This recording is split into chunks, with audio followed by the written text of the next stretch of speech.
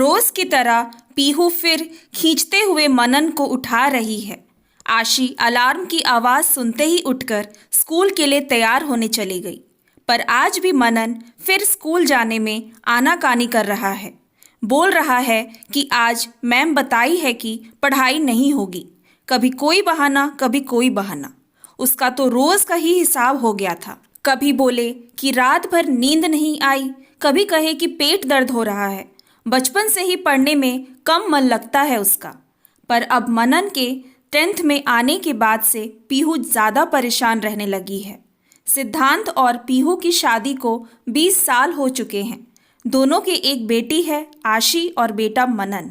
सिद्धांत एक multinational company में कार्यरत है और पीहू घर में ही कुछ बच्चों के हॉबी क्लासेस लेती है। हफ्ते में 3 दिन सिर्फ 2 घंटों की, ताकि अपने बच्चों को पूरा टाइम दे सके, उनका उज्जवल भविष्य बना सके। इस दुनिया के हर माँ बाप की तरह उनका भी एक ही सपना है कि बच्चे हमसे भी ज़्यादा तरक्की करें।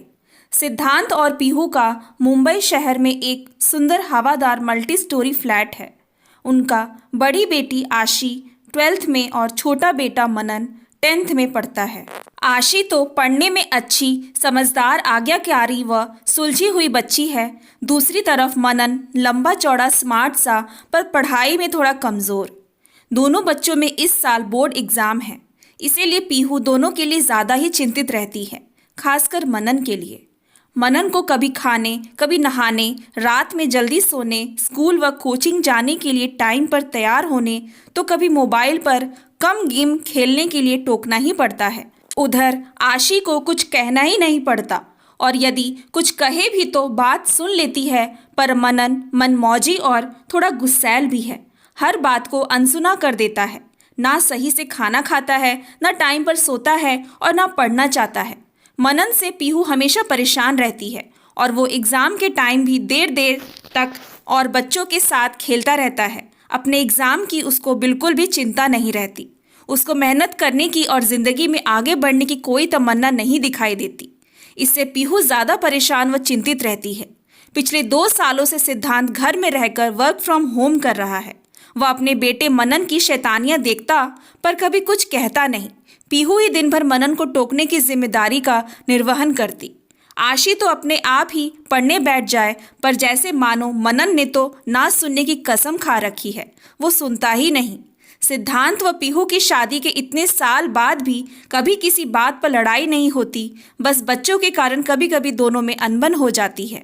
मनन के ना सुनने व पढ़ाई ना करने के पीहू सिद्धांत को बोली कि तुम क्यों नहीं बोलते मनन को, पर सिद्धांत भी अनसुना कर देता।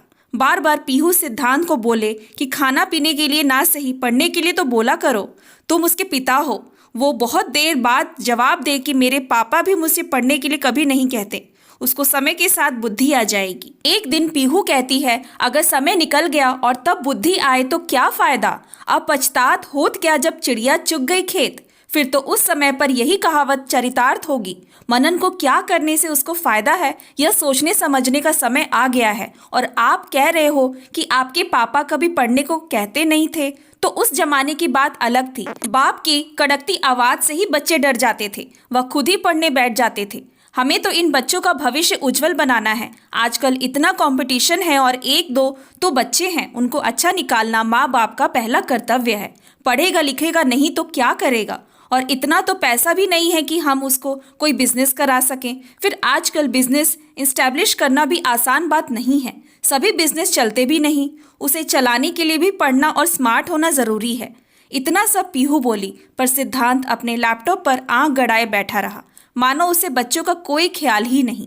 पीहू मन ही मन बुदबुदाती है, ये ऐसा सोचते हैं जैसे बच्चे इनके नहीं, मैं मायके से लेकर आई हूँ। सिद्धांत की ओर से कोई भी प्रतिक्रिया न आती देखकर तमतमाते हुए पीहू बोली, क्या मैं इन्हें मायके से लेकर आई हूँ क्या?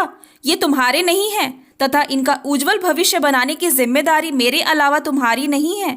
सिर्फ स्कूल की महंगी महंगी ट्यूशन फीस भर देने से तुम बाप नहीं बन जाओगे। तुम्हें भी मनन को बैठाकर सही गलत कुछ समझाना होगा, पढ़ाई की इम्पोर्टेंस बतानी होगी। मनन को तुम्हें कभी प्यार से, कभी डांट के सही राह पर लाना होगा। घर से यदि काम कर रहे हो तो ऑफिस के काम के साथ साथ घर में क्या चल रहा है इस पर भी ध्यान दो। इन बच्चों की गतिविधियों पर भी ध्यान दो। यही बच्चों की बढ़ने बिगड़ने की उम्र है। वास्तव में बेटे पापा से ही डरते हैं। मम्मी को तो कई बार उन्हें प्यार से खिलाना, कभी प्यार से सुलाना, बीमार पड़ने पर उनकी देखभाल करना पड़ता है, तो मम्मी से डरते भी कम हैं। तुम ही इसके जीवन को सुधार सकते हो। बच्चे की अच्छी परवरिश में माँ बाप दोनों का हाथ होता है। कभी डांट के, कभी प्यार से बच्चों को अच्छे कैरियर के साथ साथ अच्छे आचरण का भी पालन करना सिखाना चाहिए। कहते कहते पीहू रुआसी सी हो गई और फिर से बोलती है, इनको मैं मायके से नहीं लाई हूँ, यह तुम्हारे भी बच्चे हैं, इनको तुम नहीं तो और कौन देखेगा। सिद्धांत पीहू को मायूस व दुखी देखकर उसके पास जाता है और बोलता है, अरे डियर, मुझे माफ कर दो, मैं आगे से ध्यान दूंगा। आज सिद्धांत को पीहू की बातों की गंभीरता कुछ समझ में आ जाती है। वह बोलता है, अब मैं आगे से बच्चों पर ध्यान दूंगा।